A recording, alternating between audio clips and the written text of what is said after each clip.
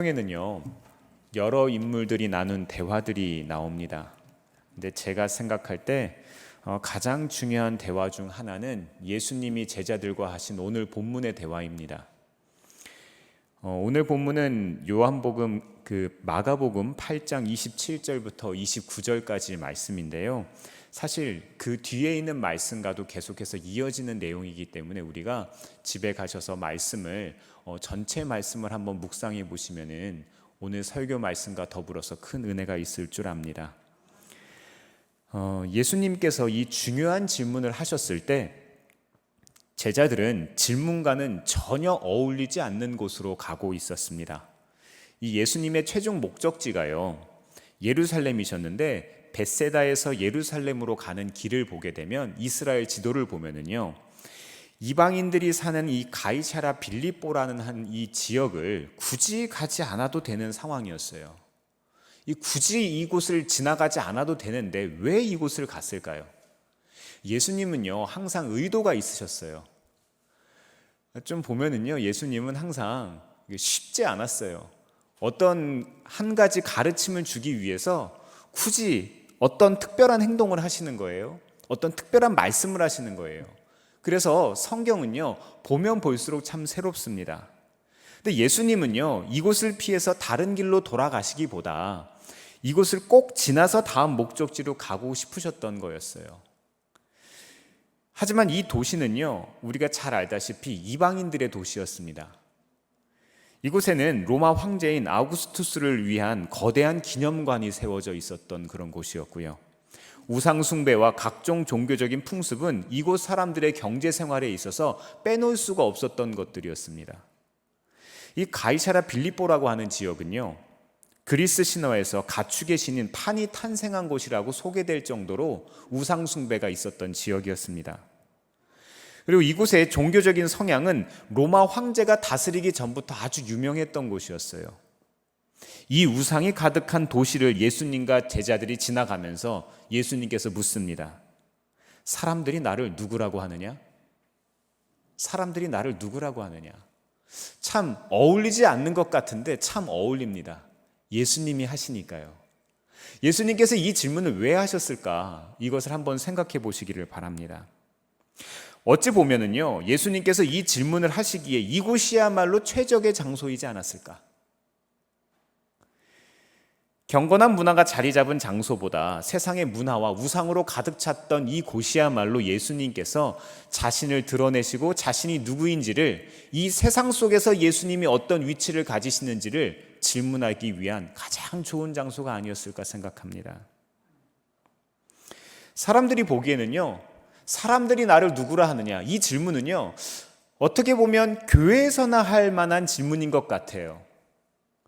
믿는 사람들 사이에서만 할 만한 질문인 것 같습니다. 이 예수님의 정체에 대한 이 토론은요, 예배당 바깥, 교회 바깥에서는 아무 상관도 없는 것처럼 보입니다.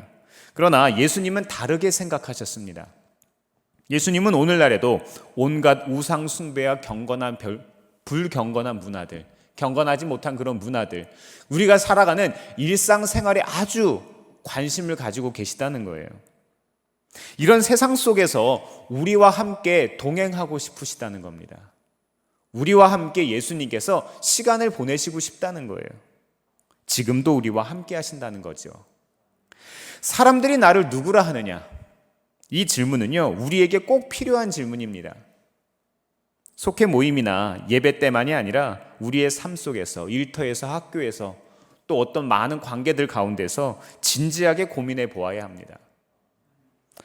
세상 모든 문제의 결론을 다 아는 것처럼 우리가 말을 하더라도, 탁월한 지성과 논리를 가지고 있어도, 세상 모든 사람들이 부러워할 만한 믿음이 있어도, 또 어떤 배경과 지식이 있어도, 내 마음대로 살며 당당히 하나님이 없다고 부인하든, 이 세상 모든 사람들에게 있어서 결코 피해갈 수 없는 문제, 세상 사람들은 나를 누구라고 하느냐, 예수님을 누구라고 여기냐는 거예요. 생각해보면 사람들이 예수님을 누구라고 하는가는 질문은 교회 같은 경건한 장소보단 우리의 일상과 훨씬 더 어울릴 만한 문제입니다. 제자들은 주저없이 대답합니다. 예수님, 어떤 사람들은 당신을 세례 요한이라고 하고요. 또 어떤 사람들은 엘리야라고 말합니다. 또 어떤 사람들은 선지자 중에 한 사람이라고 하는 사람도 있고요. 이렇게 말을 합니다. 사람들이 예수님을 가리켜 한 말들은 아주 흥미롭습니다. 왜냐하면 이들이 예수님에게 붙여준 이름 모두가 죽은 자들의 이름이었기 때문입니다. 다 죽은 자들이었어요. 오늘날로 치면 그 이름들은 세종대왕, 이순신 이런 사람들과 같은 이름들입니다. 아주 영향력이 있었고 존경받을 만한 인물들이었지만 이미 죽은 사람들이었습니다. 제자들은 사람들이 이미 죽은 위인들과 예수님을 혼동하고 있다고 알려주었습니다. 사람들 사이에서 예수님과 혼동되고 있던 사람들 중 첫 번째는요, 세례 요한이었습니다. 세례 요한은 어떤 사람이었을까요?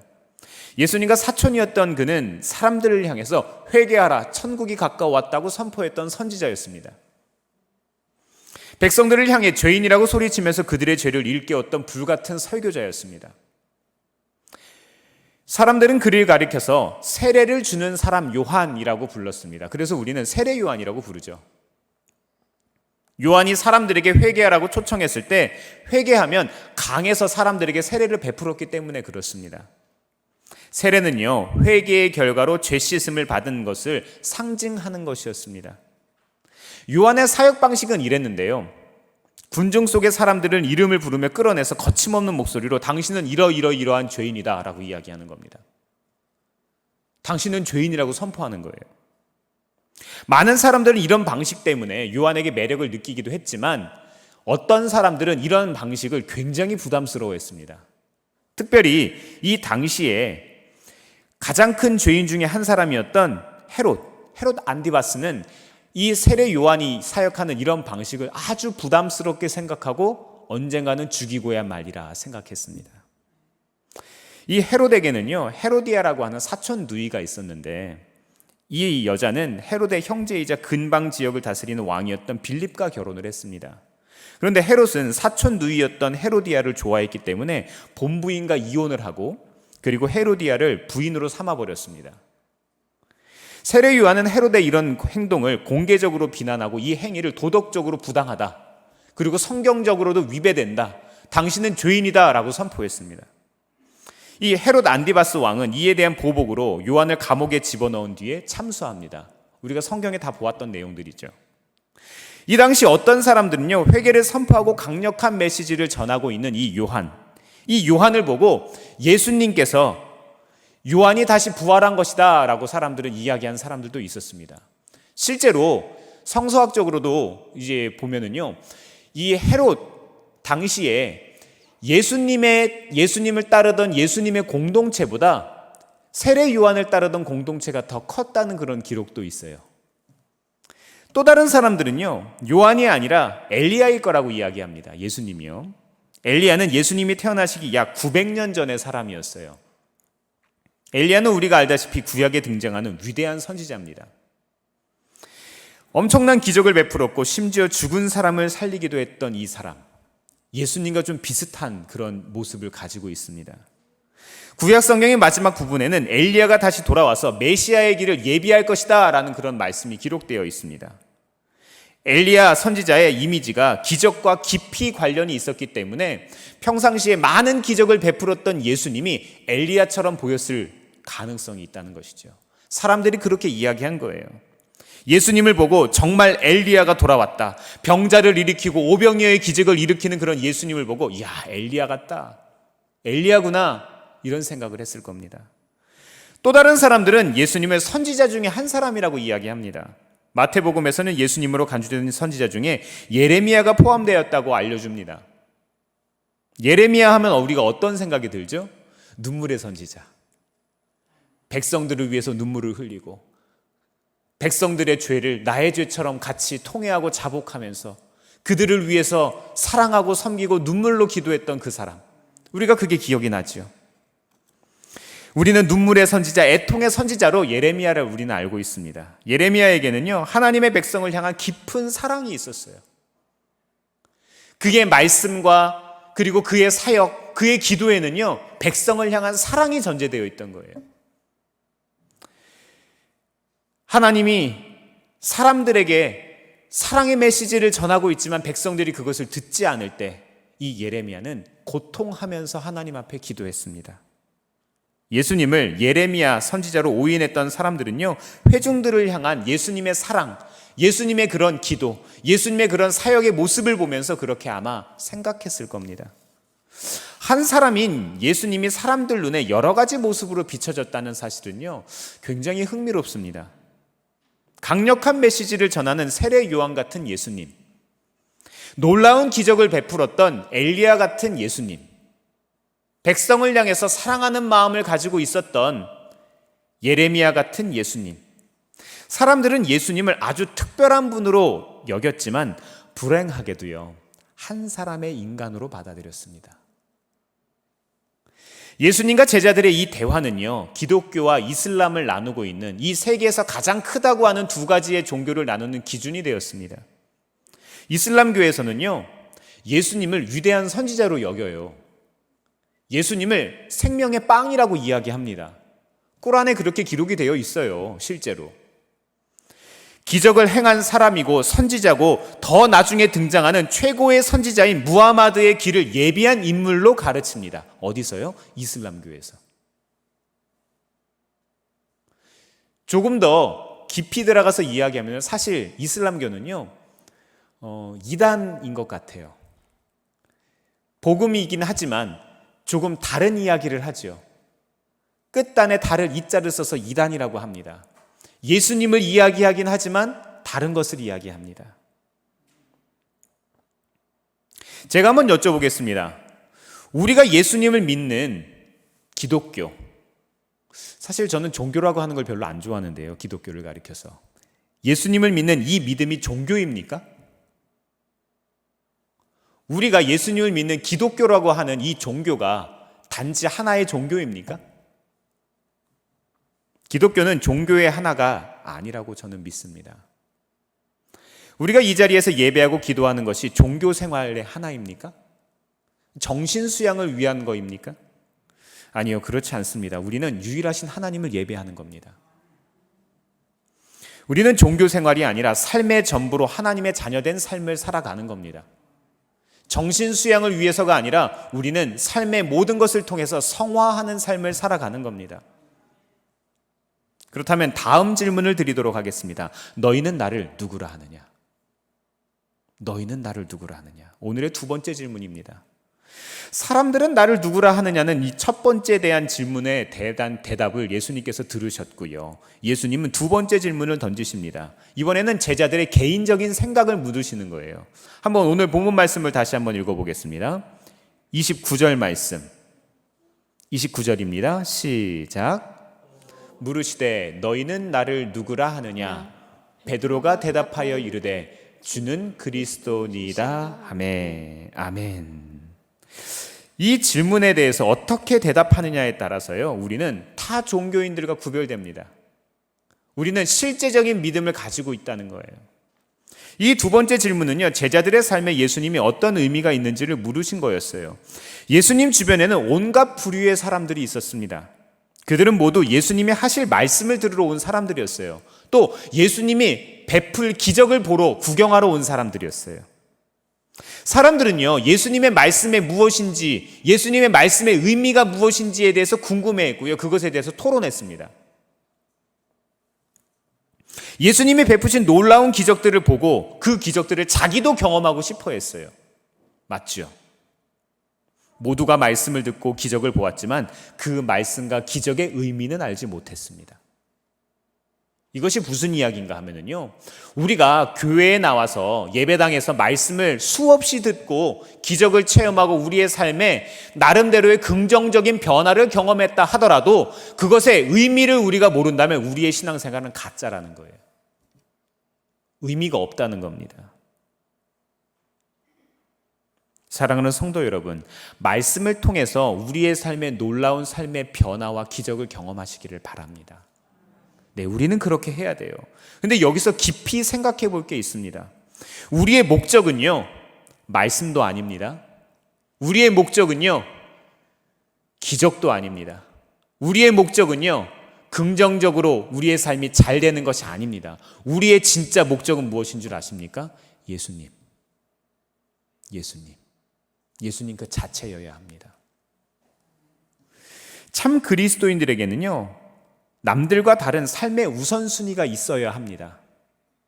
내가 사랑하는 예수님이 무엇을 가장 기뻐하실지 고민해야 합니다.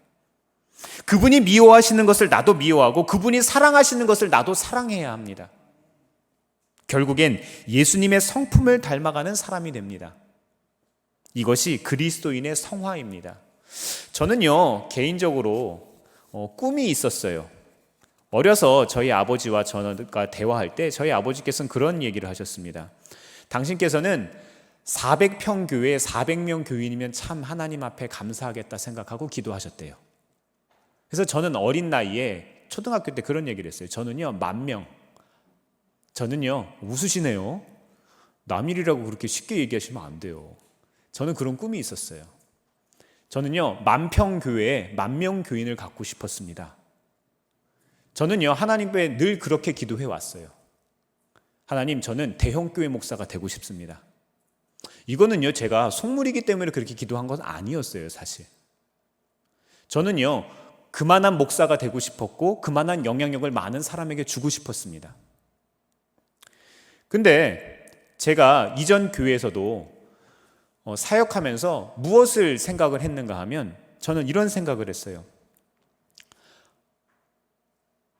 제가 어느 순간 기도하면서 하나님 앞에 큰 교회와 많은 성도들을 놓고 하나님 앞에 기도하는데 하나님께서 제 마음 가운데 이런 생각을 주신 거예요. 내가 예수님 자체를 구하지 않고 내가 큰 교회를 구하고 있구나. 나의 목사로서의 입심양명, 목사로서의 보여지는 성공을 위해서 기도하긴 했지만 예수님 자체를 구하지는 않았구나. 처음에 나의 시작은 잘못된 것은 아니었지만 나의 목적과 나의 삶의 과정이 변질되고 있구나라는 것을 제가 깨달았습니다. 아, 내가 잘못 생각했구나. 저는요, 15살에 예수님을 인격적으로 만났고 예수님께서 저의 삶에 아주 중요한 분이 되셨습니다. 그리고 저는 그 예수님께 저의 삶을 드리겠다고 나름대로 결단했고 헌신했습니다. 그리고 어린 나이에 아버지와의 대화를 통해서 제 나름대로의 포부와 어떻게 생각하면 목회자로서의 어떤 야망을 이야기했습니다. 그런데 하나님께서 어느 순간 저의 마음 가운데 찾아오셔서 이야기하시는 것은 너의 진짜 목적은 무엇이니? 라고 물어보신 거예요. 제가 속고 있더라고요. 아, 많은 성도와 큰 교회를 가지고 종교팔이를 하고 있구나. 종교 장사를 하고 있구나. 이런 생각을 하게 된 거예요. 아, 내가 잘못 생각하고 있구나. 사랑하는 성도 여러분, 우리가요, 목사인 저만이 아니라 여러분들도 예수님을 팔고 계시지는 않습니까? 우리는 회개해야 합니다. 우리는 바뀌어야 돼요. 예수님은 알고 싶으셨습니다. 너는 어떠냐? 너는 내가 누구라고 말하느냐? 만약 이런 질문을 받았다고 생각해 보시기 바랍니다. 솔직히 말해서 속마음을 모두 말하기 불편해요. 저라고 여기서 공개적으로 여러분들께 이야기하고 싶겠습니까? 이거요, 유튜브에 올라가는 거예요. 평생 남는 겁니다. 제가 이 고백을 하는 걸 앞으로 50년 뒤에도 여러분이 돌려보실 수 있어요. 이것은요, 우리의 삶에 아주 실제적인 문제이기 때문에 하나님께서 저를 통해서 이 시간 여러분께 알려주시는 겁니다. 우리의 삶의 진짜 목적, 그것이 무엇냐는 거예요. 예수님에 대한 나 자신의 정직한 고백보다 차라리 다른 사람들이 말하는 예수님을 다른 사람의 입장에서 전하는 게 훨씬 쉽기 때문에 우리들은요, 다른 사람에 대해서는 말을 하기가 참 쉽습니다. 다른 사람은 이렇게 이야기한다고 참 말하기가 쉬워요. 예수님을 가리켜서 이런 분이라고 이야기하고 우리 교회는 이런 교회라고 이야기하는 거 참 쉽습니다. 그런데 내가 누구냐고요. 예수님께서 바라보시는 내가 바라보는 예수님, 우리 교회 안에서 내가 누구냐고요. 그것이 진짜 중요한 대답이라는 겁니다. 우리를 돌아보면 다른 사람들이 하나님의 자녀답게 살고 있는지, 예배 생활은 제대로 하고 있는지 비판하고 이야기하기는 참 쉽습니다.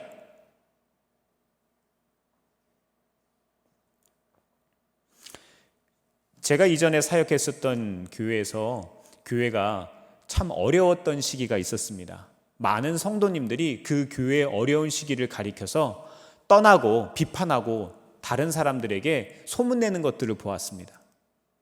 제가 그것을 보면서 성도님들께 이렇게 권면했습니다. 울며 떠나기는 이렇게 설명해 드렸습니다. 비판하고 떠나는 사람은 많지만 울며 자리를 지키는 사람은 적습니다. 사랑하는 성도 여러분, 얼마나 우리의 가정을 위해서 울며 기도하십니까? 얼마나 우리 교회를 위해서 울며 기도하십니까? 얼마나 우리 나라와 민족을 위해서 울며 기도하십니까? 저도요, 그로부터 자유롭지 못합니다. 겨우 새벽에 나가서 조금 기도하는 건데요.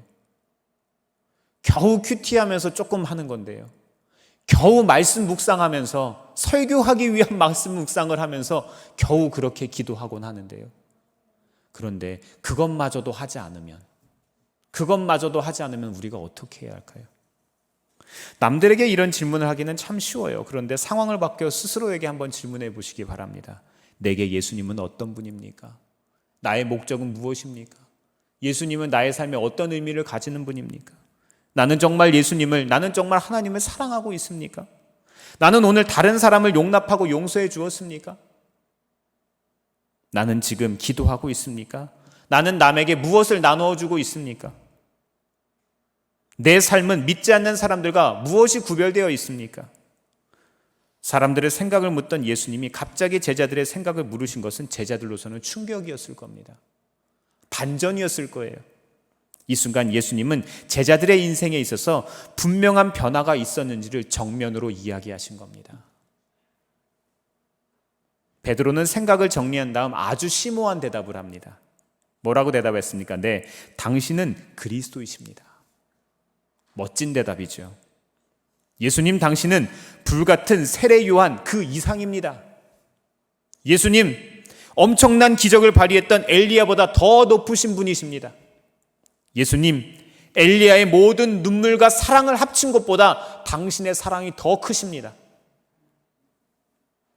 예수님은 이 세상에 그 어떤 사랑과도 같지 않으십니다. 이렇게 대답하신 거예요. 예수님, 당신은 그리스도이십니다. 하나님이 기름 부으신 자 메시아이십니다. 그리스도라는 말은요, 그리스 말인데요.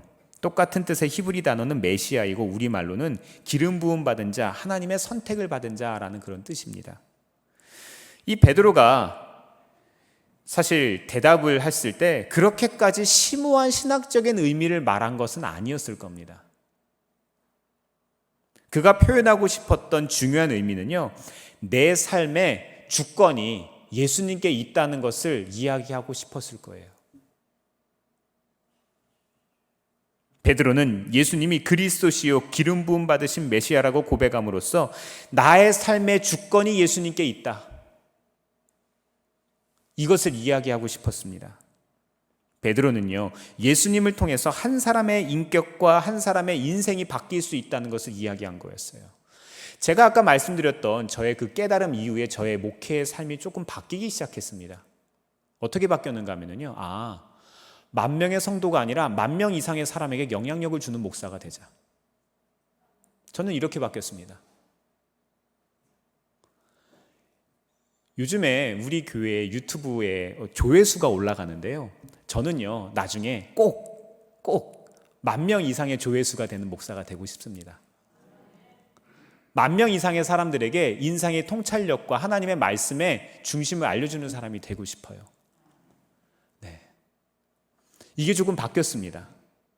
그리고 큰 교회를 담임하는 것보다 저에게 더 중요한, 가장 중요한 한 가지 인생의 목적이 생겼습니다.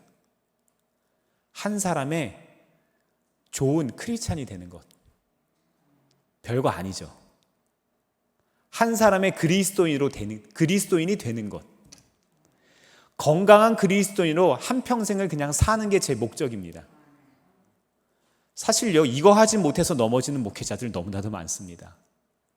이거 하지 못해서 우리가 너무나도 괴로워하죠. 저는요, 저의 일생의 목적이 그겁니다. 모든 사람을 구원받게 한 후에 제가 하나님 나라에 가지 못하면 무엇합니까? 베드로의 고백은 최고의 고백이었지만 우리들의 한계도 말을 하고 있습니다.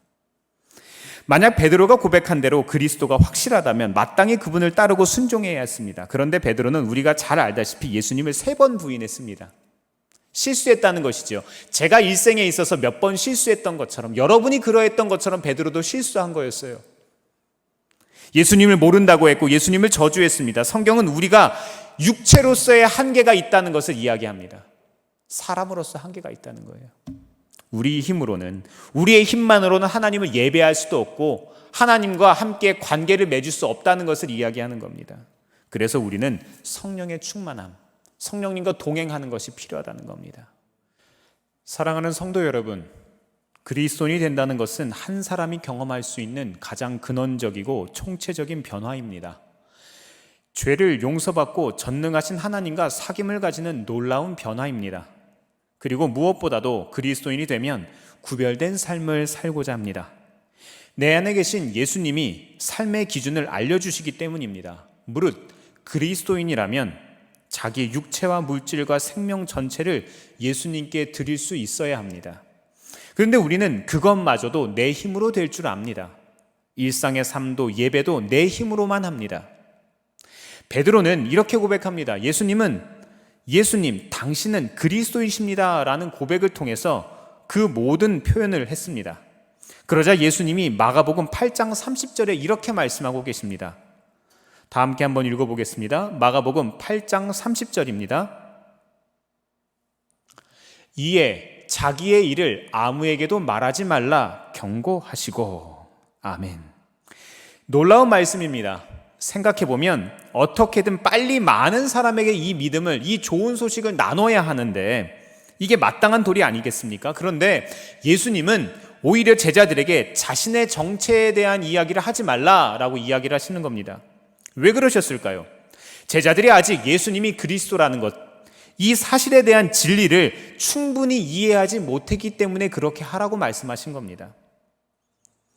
그리스도인이 된다는 것은 지옥의 위험을 막아주는 보증 문서가 아닙니다. 그리스도인이 된다는 것은 그리스도인이 되지 않는 것보다 훨씬 더 가혹한 삶일 수 있다는 것 아십니까? 고민과 아픔과 슬픔을 피할 수 없다는 뜻이기도 합니다. 예수님이 뒤어서 하시는 말씀을 들어서 보시기 바랍니다. 마가복음 8장 34절부터 38절 말씀을 교독하겠습니다. 같이 한번 읽어보겠습니다. 시작. 우리와 제자들을 불러 이르시되 누구든지 나를 따라오려거든 자기를 부인하고 자기 십자가를 지고 따를 것이니라. 누구든지 자기 목숨을 구원하고자 하면 잃을 것이요 누구든지 나와 복음을 위하여 자기 목숨을 잃으면 구원하리라.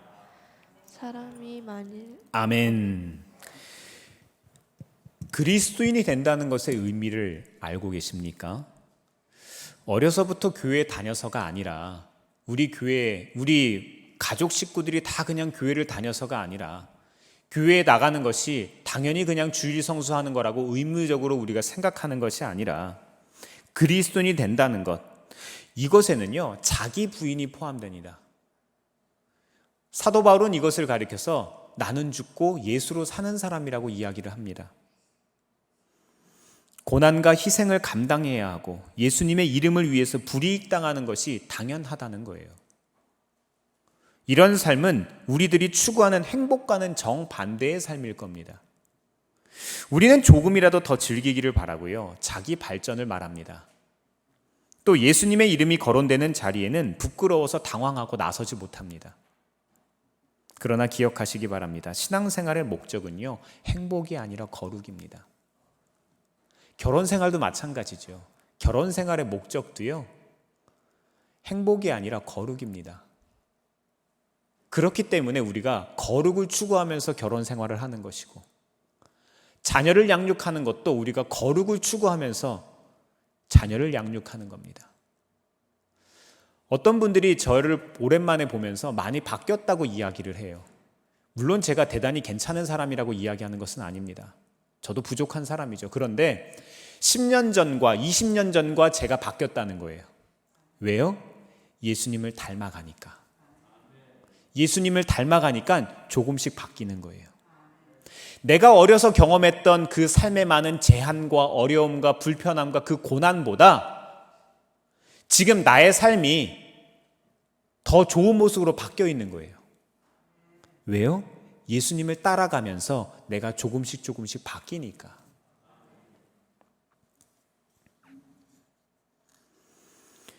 행복만 추구하면 거룩해질 수 없고, 거룩을 추구하면 결국 행복해집니다. 서로마 제국을 부활시켜서 프랑크 왕국을 일으킨 사르마뉴 대제에 얽힌 일화가 하나 있습니다. 아주 유명한 사람인데요. 이 사르마뉴 대제는 7세기 말과 8세기 초에 서유럽의 정치적인 통일을 이뤘고 종교적인 통일을 이루었던 어떤 그 대제라고 하죠. 그 엄청난 큰 황제 중에서도 가장 큰 사람이라고 불리는 거예요. 근데 이 사람이 죽었을 때 사람들은 아주 특별한 무덤을 만들었다고 합니다. 이 왕자를 만들고 이 왕자의 앉은 상태로 이 사르마뉴 대제가 이제 안장이 되었다고 해요. 묘실안에는 이 왕자를 비롯해서 각종 은과 금과 보석들, 이런 것들이 놓여져 있었는데, 장사 지내는 사람들은 왕의 시체를 왕자에 앉힌 뒤에 팔꿈치를 양옆 받침대에 올려놓고 오른손과 손가락으로 머리를 받쳐주었대요. 그리고 그의 무릎 위에는 성경을 올려주고 무릎 위에다가 성경을 올리고 무덤을 이제 덮었다고 해요. 근데 이 무덤이 오랫동안 발견되지 않다가 한 200년 전쯤 발견이 되었다고 하는데, 고고학자들이 그 무덤을 발굴하면서 아주 특별한 것을 발견했대요. 이 황제의 몸 전체는 이미 해골이 되어 있었는데, 신기하게도 손이 아래로 이렇게 떨어져 있었는데 손가락이 떨어져 있었다는 거예요. 근데 이 아래로 떨어뜨려진 손과 손가락 뼈가 사람이 만일 온 천하를 얻고도 제 목숨을 잃으면 무엇이 유익하리요? 라고 하는 이 마가복음 8장 36절을 가리키고 있었다고 합니다. 후손들이 위대한 황제의 죽음 앞에서 그의 위대한 업적을 생각하면서 인생에서 정말 중요한 것은 무엇인가 라고 교훈을 주었던 겁니다. 예수님 당신은 그리스도이십니다.